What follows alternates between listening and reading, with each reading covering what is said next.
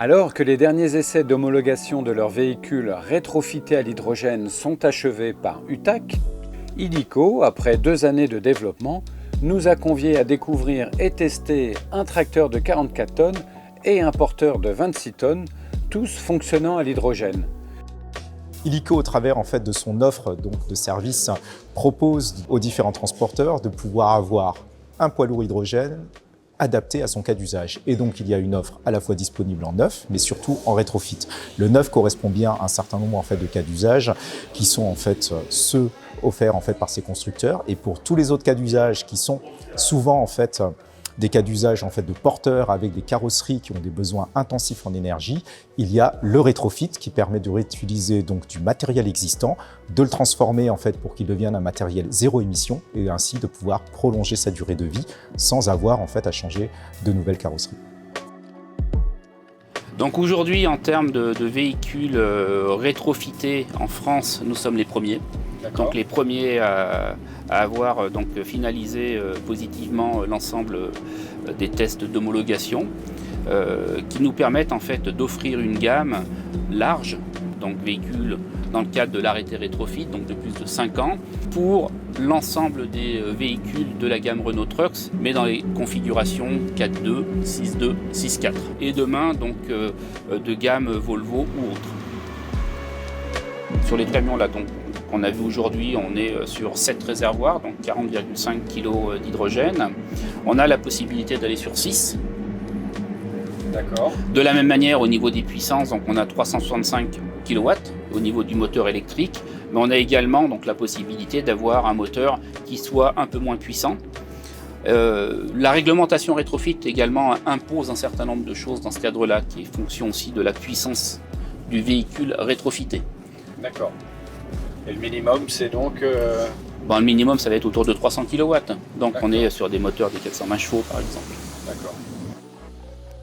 Alors le véhicule que vous voyez derrière moi est donc un tracteur en 44 tonnes, qui est sur une base châssis Renault Trucks, qui a été transformé. Donc on l'a dédiésélisé et on y a rajouté à la fois un moteur électrique, 2 piles à combustible d'une puissance totale de 160 kW et étant donné la puissance qui est dégagée, on a un apport avec des batteries complémentaires de puissance d'une capacité de 60 kWh mais qui permettent d'atteindre un équivalent 450 à 500 chevaux dépendamment des configurations et on a installé le système de stockage d'énergie qui est ce grand rack de réservoir qui lui permet aujourd'hui d'avoir 40 kg d'hydrogène embarqué à bord. 350 bars, ça nous emmène sur des autonomies de 400 à 450 km.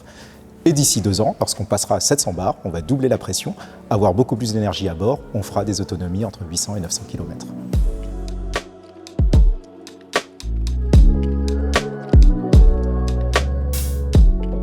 On a fait le choix de partir sur une boîte Allison. Dans le cas présent, on a aussi la possibilité avec cette boîte d'offrir une prise de force. Donc, qui nous permet d'alimenter la grue, comme sur la configuration. Aujourd'hui, on est sur un plateau grue. Bien sûr. Et également, qui a une solution de retardeur qui nous permet, par rapport à des aspects aussi de sécurité et réglementaire, de pouvoir freiner le véhicule lorsque les batteries sont pleines.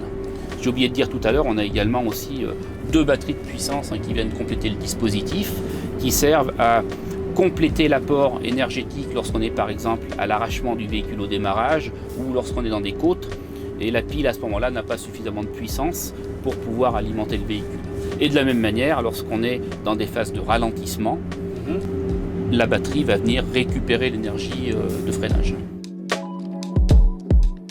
On sait aujourd'hui que pour pouvoir passer aux énergies propres, il faut non seulement le véhicule, mais il faut aussi avoir accès à l'énergie.